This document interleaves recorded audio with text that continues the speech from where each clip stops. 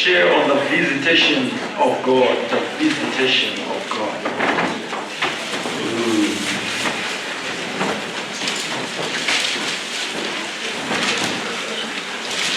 The visitation of God. Today I want to share on a message, the movement, dimensions of the movement of God. The dimensions of the movement of God. The dimensions of the movement of God. Amen. Allow me to try and teach as much as I can today, but if anything happens, it's not my fault. My intention has been to teach and transfer knowledge as much as I can. The dimensions of the movement of God. Maybe let me share this as I lay a foundation, or as I recap with and bring home those that are here for the first time or that have missed a number of sessions. Over the last few weeks, we've been preaching about the visitation of God, about the visitations of God. What happens when God visits us? And we've seen, we've had tremendous testimonies of what God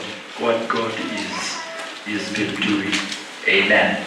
So yesterday, as we were going to Kwekwe with Baba Chirwa, so we get in a combi, and as we got by Clonsilla, then all of us were supposed to pay. There's this old lady, very old, I think, I would put here somewhere around 85, 90, very old.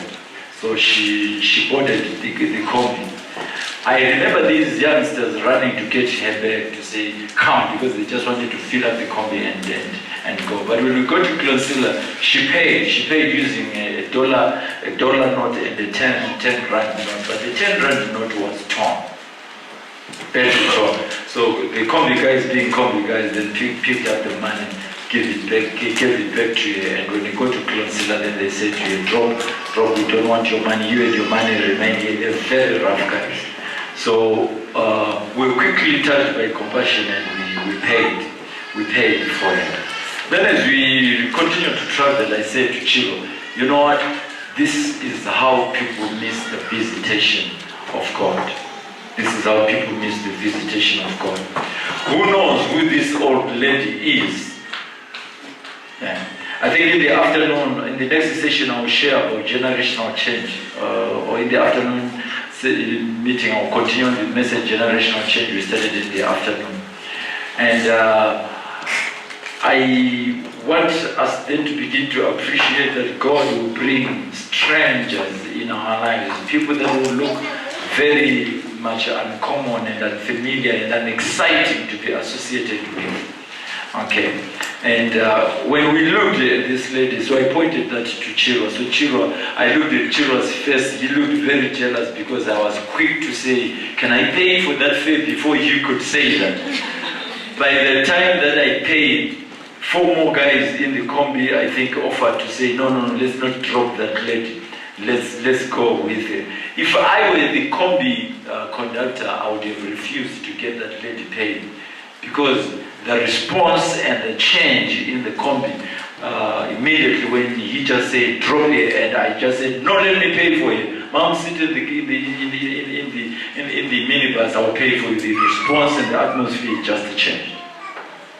Okay, I didn't say that lady was an angel. I don't think that one was. But at least I want us to realize what would happen. This is how God visited Abraham that day. That's why the book of Hebrews writes this down, and it says, you need to take note of this, because some entertained angels when they did that, and they didn't know it. Okay, so over the last few weeks, then we have seen a number of these things beginning to happen. That's why Job is telling us here that he sees more people than people that are here. Okay, angelic beings are walking through. Okay, Majikwana was sharing with us last week how when she's seated in her sitting room, an angelic being, or whatever you want to call it, a spooky word, funny guy walked through through the wall in her sitting room. Majikwana says, but there is no door there. I'm just wondering why Majikwana said there is no door, instead of asking, who are you anyway? Because this is a stranger walking into your room, into your house, and you are a landlord. You should be able to say, oh Lord, or Lordress, whatever my Chikwana is. Alright, you need to ask her, who are you? But she says, there's no door there. And then the guy says, we enter into houses anyhow. Okay, we don't need doors. Okay, so unfortunately my Chikwana got slain. She doesn't know what happened thereafter. Okay, and we also had incidences. I think a young man was sharing with us last week in the afternoon service where he ate bread and he wakes up in the morning and he finds the Lord has added more slices of bread in his camp. So my Chikwana was sharing with us about how she wanted to prepare meat. Electricity went off and the stove continued to heat up until she had roasted all her meat. Okay, and Sister Stella was sharing that with us, that here's also. So I think we are coming to a place where we might not need Zesa, we might not need Nokia chargers and so forth. Now that God is. So these are funny things that are happening in the church. I think last week those that came for the afternoon service, we had strange things. Okay, strange things. Tanda was sharing with me, children. Last week we forgot to tell you something. I'm not very sure, but he points that out to me. Last week after the evening service, Elder Chiro gave us his vehicle. We just taking rounds visiting people after the service. Then his car gave us problems as we were getting close to home. So we're supposed to push it. So we struggled to push it into the place. Then this guy just appeared and he says, can I help you push the car? And we said yes. So I forgot about it myself. I forgot it. Normally when someone gives me a push, I always stop and say thank you. So I forgot about it when the car was at home. Then Tanda said, did you realize that guy disappeared? We didn't see where he went after he had done that for us. Whether it was an angel or someone who walked away, whatever. But we are living in days of strange things. But that's Christianity. That's Christianity. I mean, if the devil can create entomologies and ghosts and so forth, surely why shouldn't God do amazing things like those?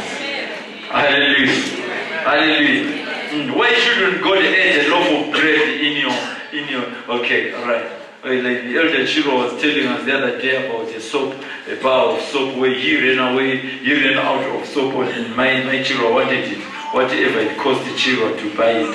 And then as they are driving right in the middle of the road, they see a bar of soap. So the first thing that comes into your mind is Yadona from a combi or whatever. But when it's God's provision, whatever the case, alright, you go and pick a bar of soap in the street now. Then you agree this is a miracle, isn't it? Okay. So, as we've been studying on the visitation of God, these are some of the things that have been taking place, and I believe that these things are going to be more and more and more. They are going to come until we shall be surprised. I think we are coming to that place where Pastor Mutama was saying, one of these days the pastor will be preaching and you'll be suspended in the air. Okay. And you guys will run out and say, we have seen a ghost. But that's how Jesus used it to operate. Okay. Jesus will remain on the other side of the sea and then come back walking on top of water. Okay. And those are the times that God is bringing us to. But as I share on the dimensions of the movement of God, I'm trying to show us how God moves. How He moves. There are basically 4 ways in which God moves, but I'm going to talk of 3 because one of them is not a movement. Okay, one of them is not a movement. It is when He is not there. Okay, when He is completely not there. Okay, a dimension of no movement at all. So this one I'm not going to talk about. I'll talk about 3. But why am I referring to it as a dimension? Because in 1 Samuel chapter 3 verse 2, we are told that in those days the word of God was rare. It means that there was zero movement of God. He was not there. You would not hear Him. You would not have an idea about Him. And that's a terrible, terrible state. So if you are not born again in this place today, I want you to know that you are at this stage, at a dimension where God doesn't even talk to you. Nothing is happening to you. Okay. Even if something happens, you will not recognize that it is God. Okay. But during this season of the visitation of God, we need to come to the place where we will be able to tell at which dimension is God moving, at which level is He moving. Amen. 0, where He is not there. I'll tell you what, we need to come to a place in churches where when we gather and He is not there, we should just say the service is closed, let's go home. You didn't hear that because we are religious people. You just believe that we are supposed to be here until midday. But I'm simply saying we need to come to a place where when He is not there, we can simply say, hey guys, God is not here today, let's go home. But we realize that from the book of 1 Samuel chapter 3 verse 2, that God was not there. The Bible says the word of God was rare, but still people gathered at Shiloh when they couldn't even hear. I want us to come at the place, even as we look into our families and our lives, where we shall come to a place where we shall say to ourselves, we want to come to a place, grow in these dimensions of God. Come to a place where I'm moving from a place where I don't know what God is saying about our family to a place where I know that our issues are being addressed by God. Things might not have changed right now, but they shall change. Or they are changing in the realms of the Spirit, they are only to manifest. I don't want to spend time on this because I don't have time. I should be done in 20 minutes here. The second dimension I see is the dimension of man. When God is moving at the dimension of man. At the dimension of man. Okay. This is when He does what man can understand. Where God does what man can understand. Where God does what man can understand. At this level, at this dimension, God reasons and consults with man. He will talk with you like a man. He will talk to you like a friend. He is moving at the dimension of what? Of man. Okay. So God will come and talk to me the same way that I talk to Panganai. God will talk to me the same way that I speak with my wife. God will talk to me, the same way that I'm speaking to you. That's called a dimension of man.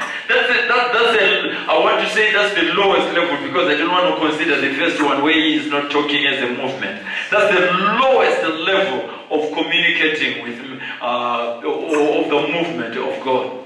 Look at how low, what we call low is powerful. At the lowest level, when God is moving, at His lowest level, He still does outstanding things. This is the level where He was moving at when He was talking with Adam in the garden. Lowest level. Until the cool of the day, He will walk through. And Adam would hear His voice.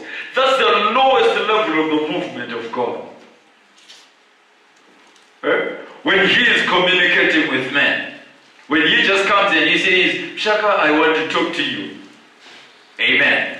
God at His lowest level. I was speaking to Elliot.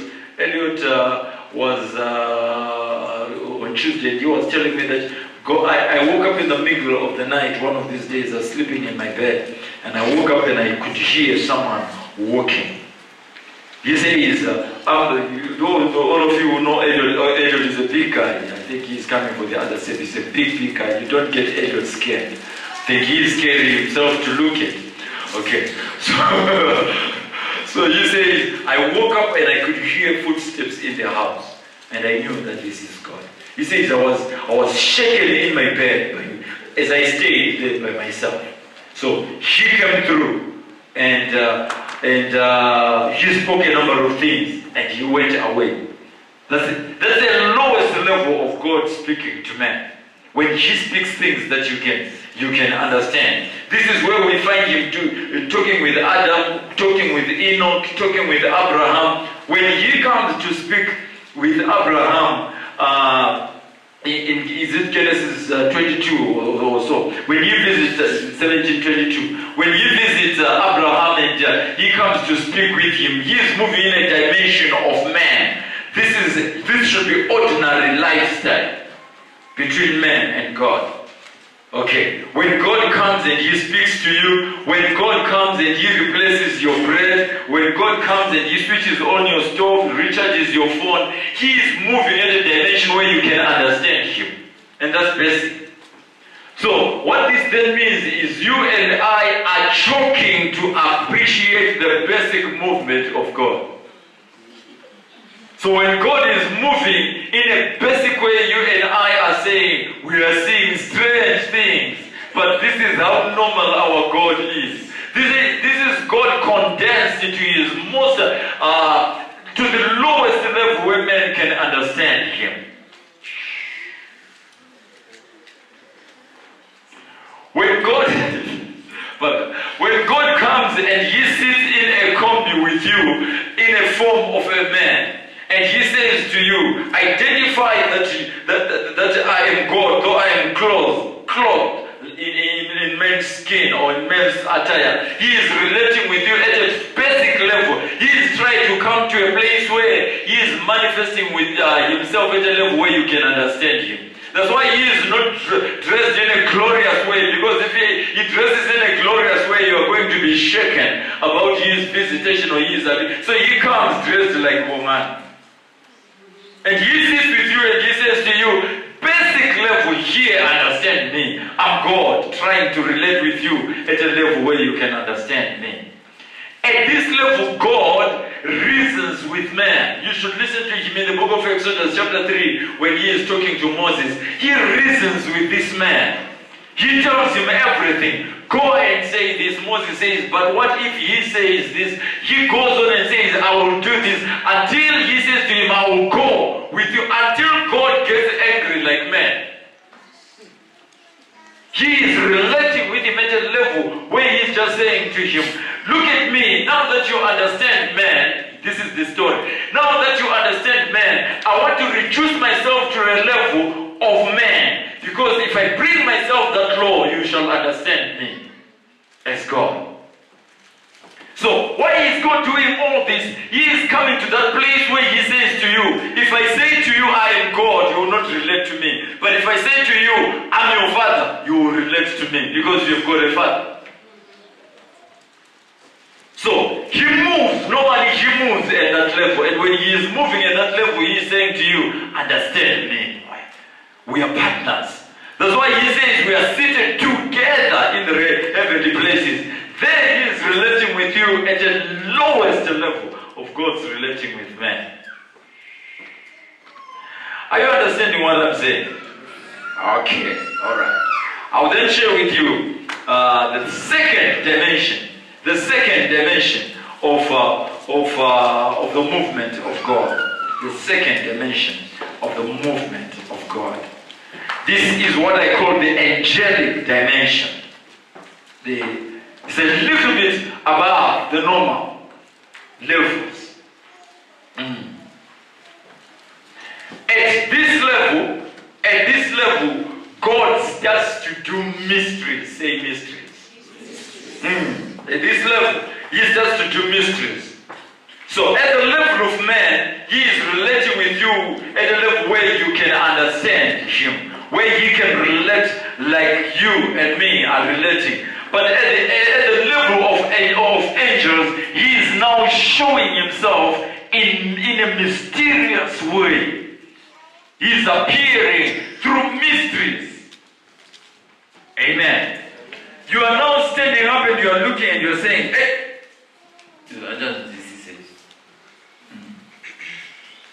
if you are Shona, you are saying, hey, Mashura. If you are not born again, you are, hey, Mashura. My own did the way that I lay sure. Sure, they have said this to say, okay. If you are Nigerian like Prince, there you just go, Chineke, Chineke.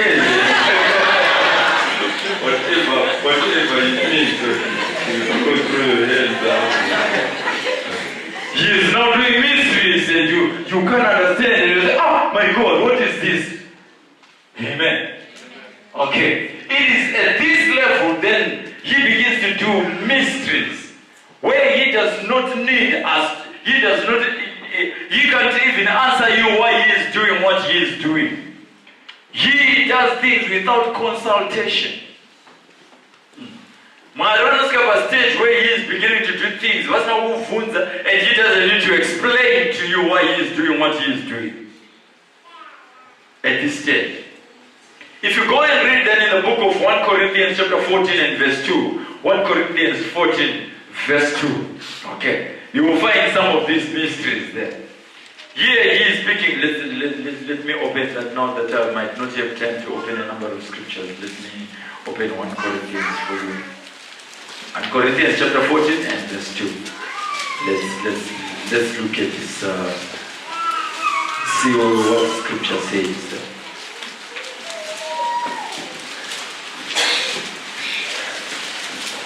1 Corinthians chapter 14, let's read verse 2. Pursue love and desire spiritual gifts, but especially that you may prophesy. For he who speaks in a tongue does not speak to men, but to God.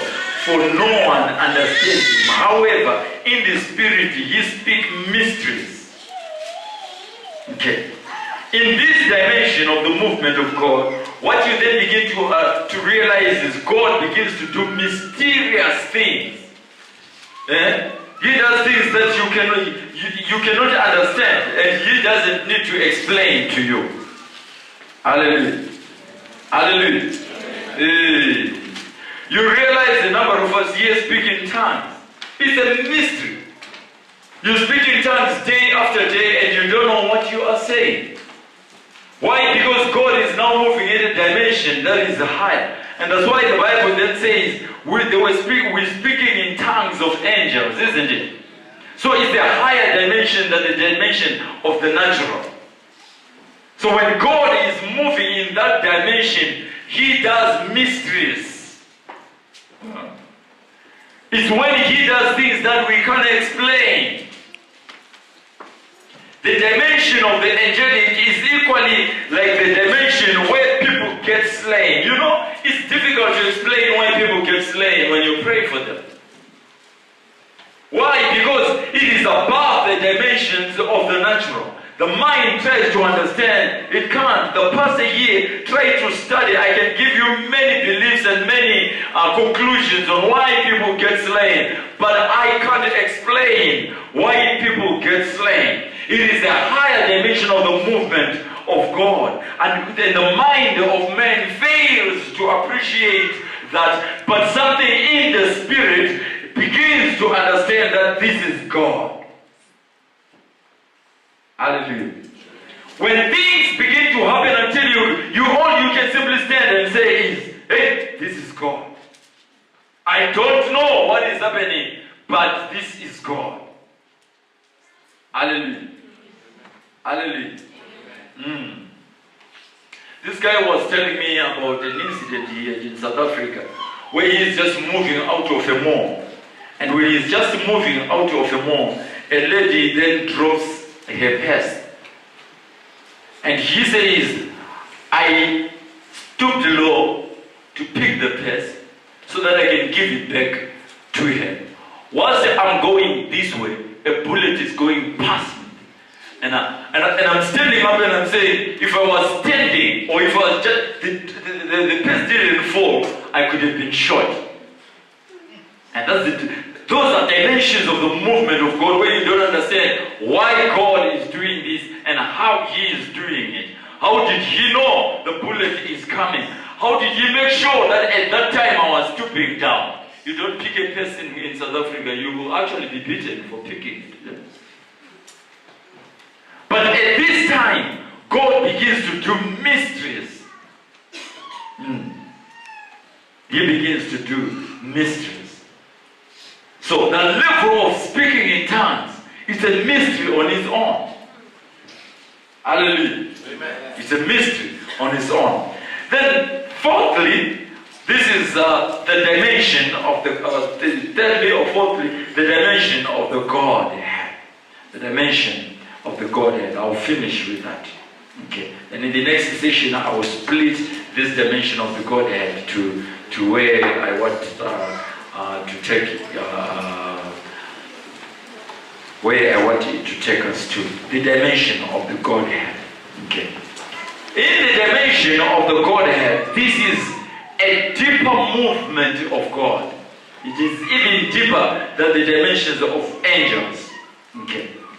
Here is where God does things that even angels don't understand. At this level, He begins to do things that even angelic beings don't understand. He stands in a place where He is God. He just manifests Himself as God at this level.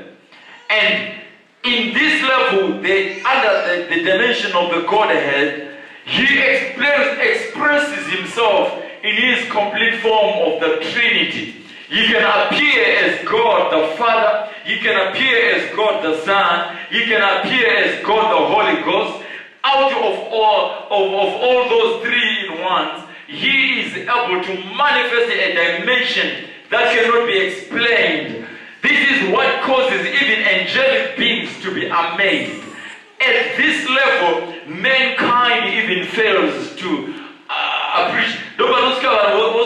Where they are saying to themselves, but God, what is this? I can't. It blows above the mind of man. But you just stand up and say, this is God.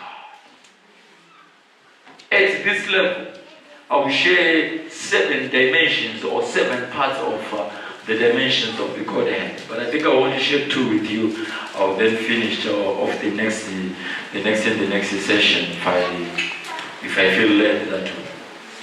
At this level, in the dimensions of the Godhead, we find God moving in what you and I call miracles. Okay. This is higher than when things are just happening. These are things that we stand and are amazed when God is moving in this dimension. In the dimension of the Godhead, or in the dimension of the Trinity, He stands up and He divides the Red Sea. There's no consultation there. He just stands and He says, Red Sea, stop flowing now. I want a pillar of water up there, because He's God. And when He begins to move in this dimension, I'll tell you what, nothing can stand in His way. This is like when the MD walks in the workshop or walks in a shop, and he just says to you, you are fired, and you know you are not appealing to anyone. No one within the systems of your organization where you can appeal to. This dimension of the Godhead is equally like the dimension where God comes and He says, woman, your days are enough. Stop breathing now. You are dead. There is no consultation. No one can fight for you. No angel can. Not even the whole population of people on earth here can stand and beg God on your behalf. It's when He comes out and He says, I'm God. When He is dressing a robe of Him being God. At this level, He does amazing things. Don't ask Job. If you go and read the book of Job, Job was met with many challenges in his life.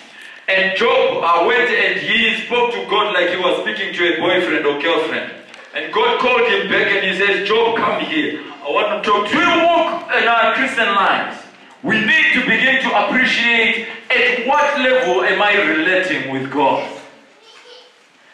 Friends, if God appears to you as God, one of the things that you begin to appreciate is He will blow up your mind to a place where you shall be able to just stand up and say, what can I do? I'm just a man. He is God.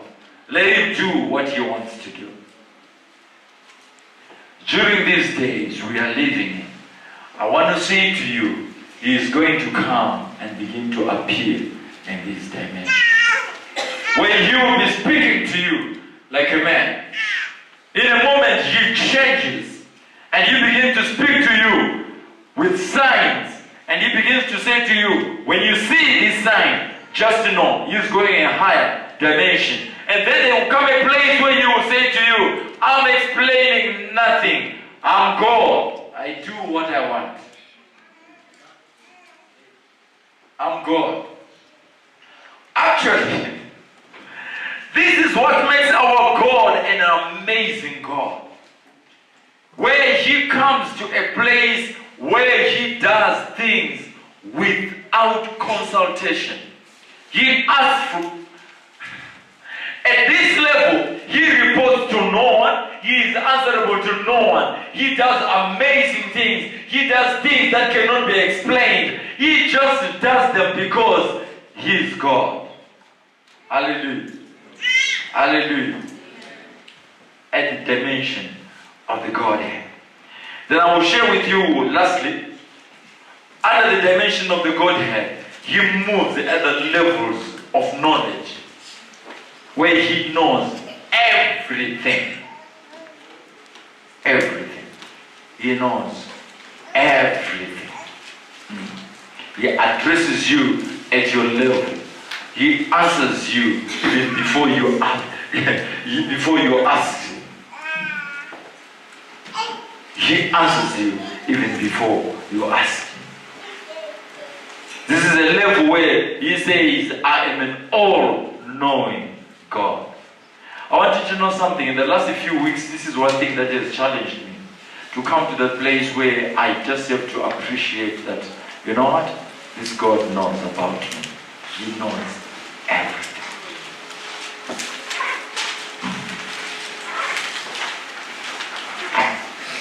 This is a hard dimension. A dimension of knowledge. When God shares knowledge with some of us, under a weight of knowledge, He's just giving us a glimpse of what He knows. One thing I know about God is God knows us to detail. And it is only God who knows us to that detail. I've realized that when you then come to a place where you're comparing our God and other gods, then you see their limitations. You sit down and realize that they are limited, but our God is an amazing, amazing God. When He moves at this level of knowledge, when He is looking at you, when He is now trying to explain to you why He is doing what He is doing about your life, then you understand God knows. When God, at this level, when He is moving at this level, what He tends to do is He patterns or lines up your life in such a way that He is linking you up from creation to eternity. That's God. And because He knows about your life, He doesn't need to explain things to you. He will come and take hold of things that you valued greatly, and He takes them out of your life because He knows the end. It's a hard dimension. Let me summarize this by saying, ladies and gentlemen, where we are going, what is going to happen is, firstly, He is going to try to relate with us as a man relates to a friend. And we need to continue to mature and get to a place where we will allow Him to begin to relate with us at the level of the angelics. I think I've already explained this from 1 Corinthians 14 verse 2. That when He says, when we speak in tongues, we speak mysteries.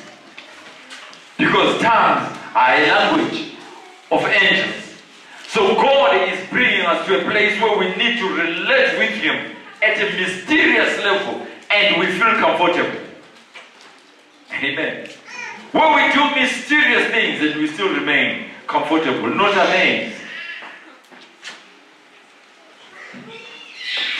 But finally He shall come at a place where, when He begins to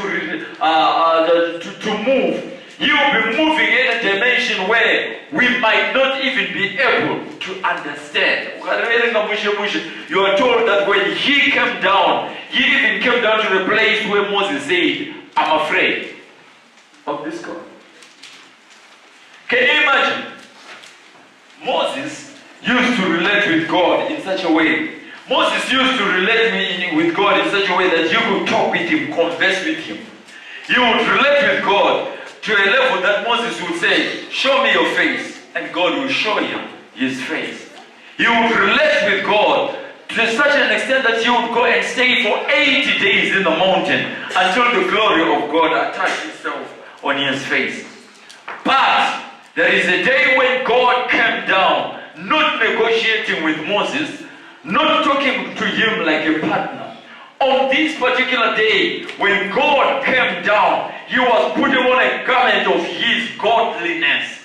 And when he came down, Moses says, now I am afraid. I can't understand this God. Over the years, I thought I knew him. I spoke with him in the burning bush. I saw him splitting the Red Sea. I saw him coming down on the mountain, shaking it up. I went to the mountain with 70 leaders. We ate dinner with him. I spoke with this God. I saw him writing with his finger on stones. I know this God. I've written about him. 5 books I've written down about him. I have even written the book of Genesis. Moses wrote the book of Genesis. He lifted me up, took me up into the spirit realm, made me see the foundations of the earth. I think I know this God. But God comes down and Moses says, today I'm afraid of this God. God is not moving in a dimension where he is saying, you think you know me, but you don't. I'm God. And I want to say to someone today, God is calling us to this level. And when he gets into this level, he begins to do the miraculous. He begins to do things that we can't explain. He begins to show us that he knows everything. He knows our fears. He knows our limitations. He knows our abilities. He knows our lives from the beginning to the end. At that level, he is now dressed like God. At this level, he is no longer dressed like our Father. He is now not dressed like joint heirs with us. He is now dressed like the creator of the heavens and the earth, the one who summons things, sustaining everything by his powerful word. He is holding things like a God. Hallelujah. So, if you were to go and study from the book of 1 Samuel, and you realize the time when God is captured, or the tabernacle, or the Ark of the Covenant is captured, you realize that people didn't understand who this God was. The Philistines looked around, so they took him, but they realized that he is a God. They thought he is a God. So they picked him, put him by the side of Dagon. Vanamwari vanogara mutembe amatiende nemigumba musara mutembe magara muri tupana pana Dagon mumbodiscussa nyaya dzenyu on the levels of God. We don't want to be there, but God appears to Dagon in the middle of the night and he says, Dagon, I'm sorry, I don't discuss things with you. I don't know what Dagon said to God, but God forced them to bow down. So the following morning they made a mistake because they didn't understand at what level God was moving in. Because in the afternoon when they put him in the temple, they were thinking at the level of man. Now look at this. In the afternoon, see this thing is turning around. In the afternoon, they were thinking at the level of man. So they take God, they put him by the side of other gods. That's why you and I think that Moses are God. We put them at the level of God. So, God then appears and he's moving into the next level. He knocks down Dagon and he is moving into the level of the angelic. He is now doing mysteries and strange things. They come in the morning, they look and they say, how does Dagon fall down? It's a mystery. They can't explain it. But when man makes with mysteries, many times he doesn't want to understand the mysteries. They want to leave them like that. Because people are happy when they are living around mysterious things. So they bring Dagon back and they make him stand again close to God. And God moves from the dimension of the angelic of mysteries and he gets into the dimensions of God. And what does he do? He breaks Dagon into pieces. It is when they wake up in the morning and they look at it and say, "Oh, God passed by in this place and he died. He did something that we have never heard." If you see your God being killed by another God, you better serve the God that has killed your God. So he begins then to move in that dimension. But look at this. People still don't understand. So they just pick this box, they go and throw it by a certain place. They are going back to the dimensions of man. So they pick this box, put it on a cart. When they put it on the ark, we are told that the cattle that were carrying this thing began to mourn. They're moving. They now realize that this is now a mystery. This is now a mystery. Why should we be carrying a God? God is moving in a dimension of mysteries. And men can't understand. But beasts are understanding. So they continue on the journey until Uzzah makes the mistake of touching this thing. And God acts in the dimension of God. Then they stand up and they now can't understand why, but what is happening is now showing that He is God. I want you to know something. God is willing to move in this dimension. Whatever your situation is. In the dimensions of man, you are sick. In the dimension of the angelic, you don't understand. In the dimension of the Godhead, you will be healed and doctors will just say, this is the end of God. Hallelujah. Hallelujah.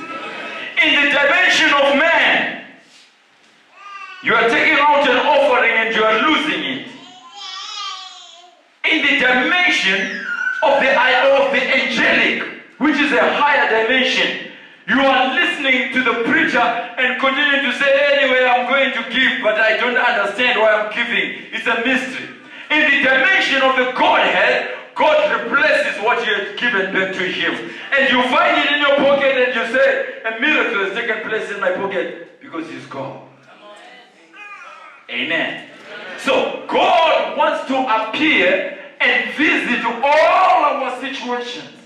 Regardless of who we are, He wants to move. And I want you to know something. If there are things that God has tried to deal with you at the level of man, and you have not understood, He will deal with you at a little bit higher level. If not, there are times that He shall come and stand and say, I'm God. Hallelujah. Let's bow our heads in His presence. Our Father and King, thank you. Thank you. We appreciate what you are saying to us. Thank you, Lord, that you want to take us higher. Master, you are tired of dealing with us as a man, but you want to lift us above so that we come to a place where we shall appreciate, where we shall appreciate where you are moving. Master, thank you that, oh God, when we look at things that are happening, we begin to realize that you are changing gears. You no longer want to deal with us as man. You want to deal with us, oh God, at a level of mystery. Lord, but I know that there is also a place where you shall come and you shall talk with us at a level where we shall only say, He is God. Let Him do what He wants to do. So today, Lord, we appreciate what you are saying to us. In Jesus' mighty name.